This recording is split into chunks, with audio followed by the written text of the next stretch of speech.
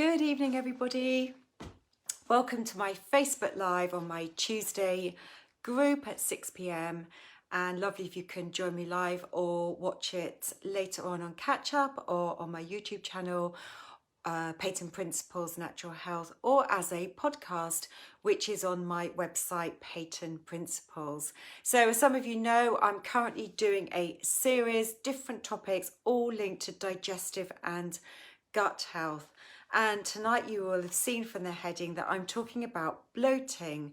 So many of my clients have bloating, and for me to try and assess what's going on, I ask a number of questions.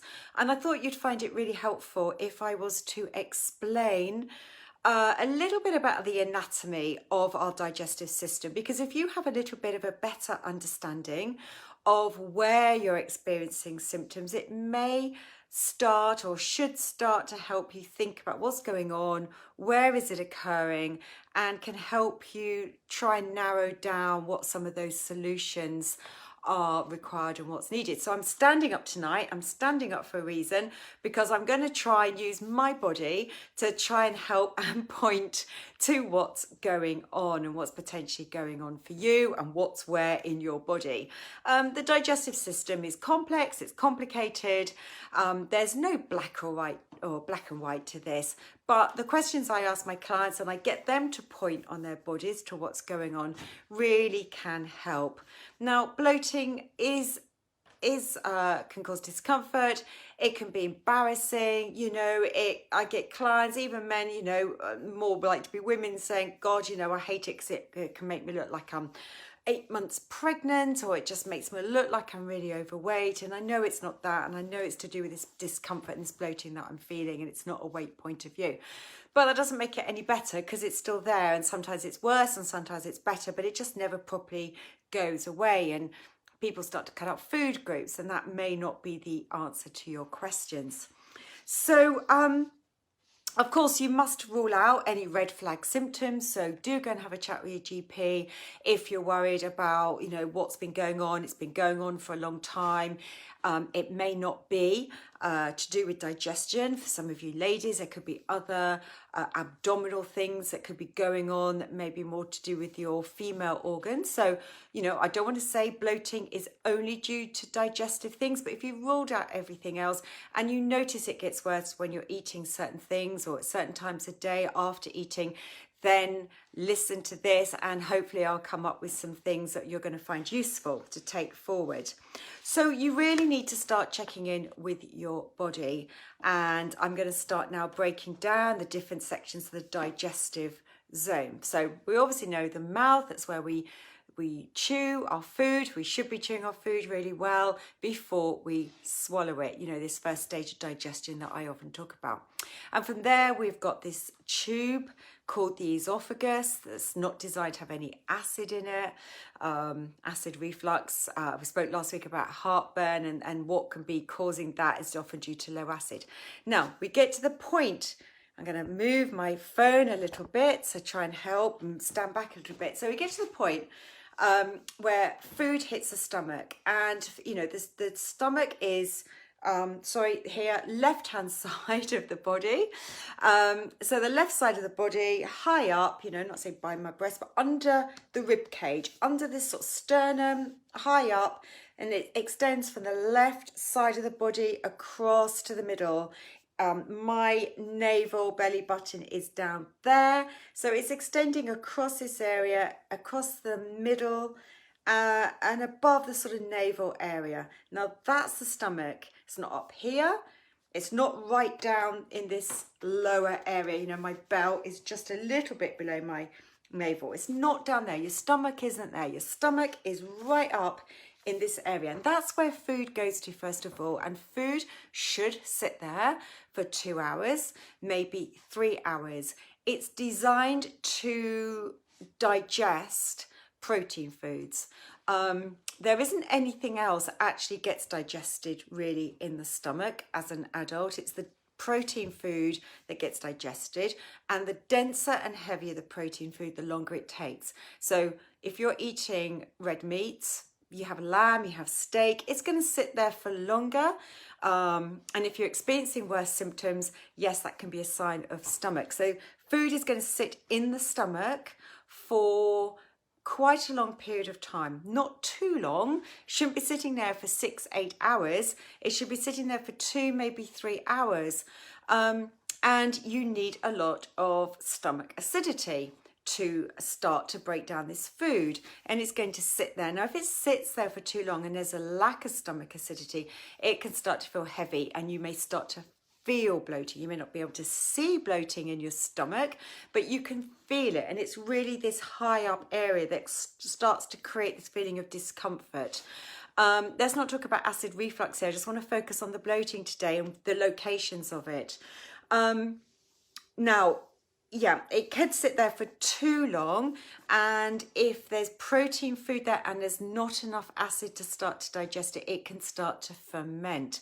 That creates gas, so that certainly can create this sort of bloated and heavy feeling that's going on.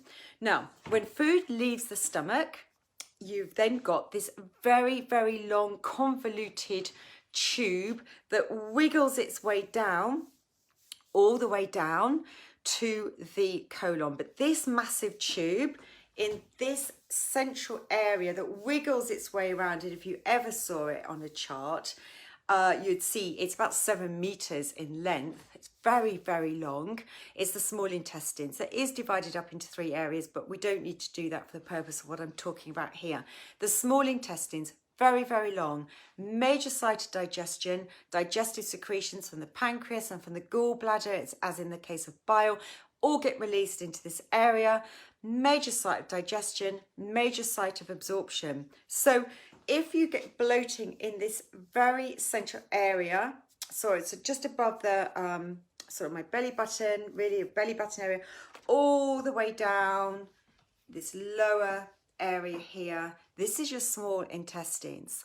There is a slight overlap with the large intestines, but in this middle area here, and if you're getting symptoms here that have occurred over an hour after eating, you know, if it's within an hour, starts to happen in an hour, more likely to be the stomach, higher up. If it's over an hour, it can be in this small intestinal region.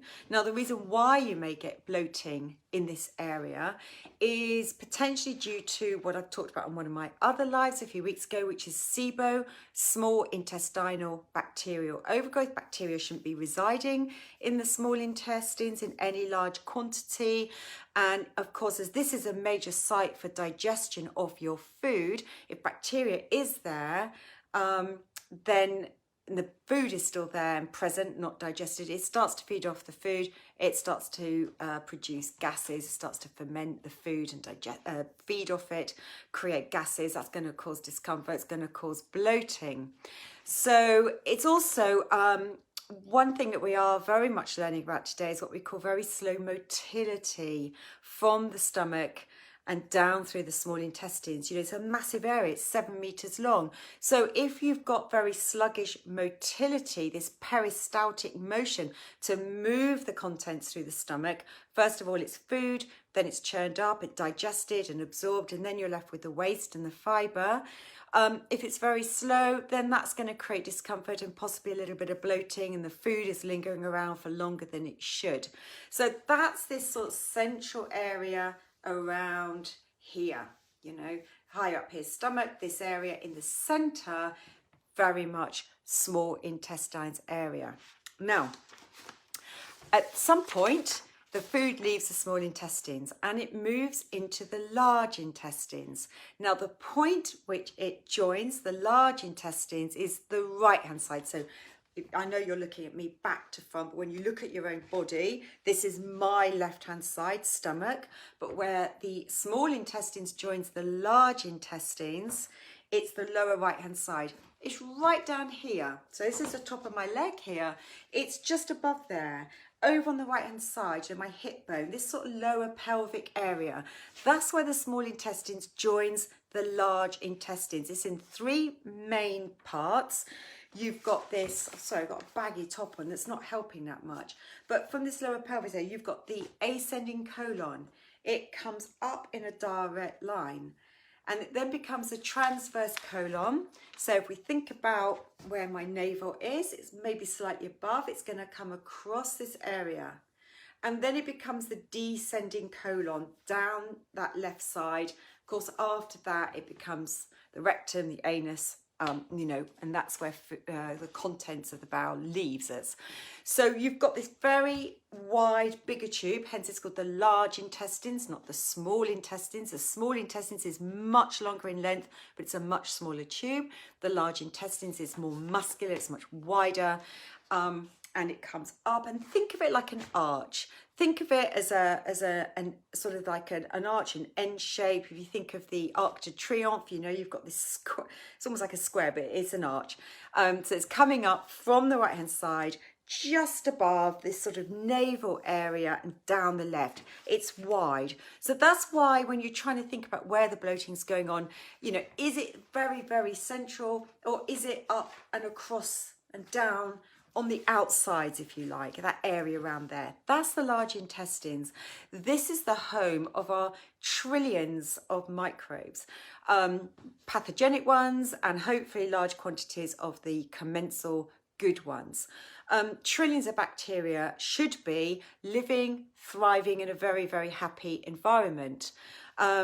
Now, if the bacteria gets unbalanced, a bit like what I talked about with SIBO in the small intestinal area, you know, if we've got food that's not fully digested, it can pass through into the colon, the bacteria can start to feed off it and starts to create gas and bloating in this area. And just like slow motility through the small intestines, if you've got very sluggish bowel movements, may not be linked to the slow motility. It can be due to different reasons, but you know, it's all a muscular contraction that's needing to send the food, you know, up the ascending colon and across and down. You know, it's big contractions that are needed. If it's very slow, it's causing constipation. You've got things hanging around for a long time. Constipation, you've got toxicity. It can upset the balance of the microbes. You've got food potentially in the wrong place and the microbes feeding off it, and it can create a lot of bloating and discomfort in this area, and it's all just lingering around for too long. Now, I'll talk about constipation, but actually diarrhea, I feel, is definitely a form of constipation, but in another way. You know, when we've got constipation and everything's hanging around for too long, things can get left behind on the walls of the colon, toxicity and waste builds up there, and that's going to create sort of feeling of bloating going on. Equally with diarrhea, if everything's rather loose, then you're never going to properly cleanse the walls of the colon. You're going to get stuff just left behind there. And so it's sort of constipation in another form, because things just aren't being properly cleansed. So we need to think about these different areas. We've got to think about, you know, is something happening in the stomach area that's much higher up? Is it happening within 45 to an hour of eating, maybe slightly longer? You may be getting other symptoms going along at the same time. Is it high up? It's the stomach. Maybe due to poor digestive secretions causing that. The next stage is the small intestines. Yes, you've got further digestive secretions that are occurring there. You've also got potentially this bacteria that's residing in the wrong place, or sluggish motility. And finally, you've got this rather large colon area that could be due to sluggish constipation type symptoms and this imbalance of bacteria, major cause of problems in the colon, in the large intestines. Now, food, you know, I'll go back to what I said at the start. You know, people start to give up food, they don't know what's going on, they start to give up food. It may help things in the short term, it may not, but unless you know what's going on in each area, you're never really going to get to the bottom of it. And I rarely tell clients to give up food, because normally what's needed is actually to support digestion in these different areas. First of all, depending on what's going on, you may need to support digestion first and foremost. You may need to actually be encouraging more regular bowel movements to try and get everything moving through in a more regular way, so everything's not lingering around for longer than it should. And if you start to sort out those things, and maybe the dysbiosis and the sorting out the microbiome imbalances when you start to sort those things out, it may be nothing to do with the food at all. Yes, food may seem to be causing the problem, but the underlying root cause actually is these other things. So spend a bit of time. If you do get these symptoms, spend a little bit of time, put your hands on your body and really start to think about where you're feeling things and when you're feeling things. How soon after eating do things occur? Are you waking up with that, or does it build up as the day goes on? Or does it tend to only happen soon after eating? Because these all start to link together and start to help you analyze what may be needed, rather than just a straight elimination of food in general, because that starts to make life very difficult, but still doesn't actually get to the root cause of the problem. So I hope that's given you a bit of a quick whistle stop tour of your digestive system and your anatomy. Can't see what's going on inside, but if you pull up some charts online and start to Google the gastrointestinal tract, you'll begin to get a bit of an idea of what I've just been explaining to you. So I hope you're going to find that useful if you do get bloating. There's lots of other talks that I've done that then start to talk about SIBO and the microbiome, and probiotics and prebiotics and different approaches that you can take to help your symptoms. But at the end of the day, if you really don't know where to start, you can always get in touch with me. You can send me a direct message, email me, caroline@peytonprinciples.com, or send me a message through my website if you want to just have any free, no obligation chat with me, just to talk through what you're experiencing and to see how I can help you. So thank you for your time. Thank you for watching, and have a great week, everybody. Look forward to catching up next week. Bye.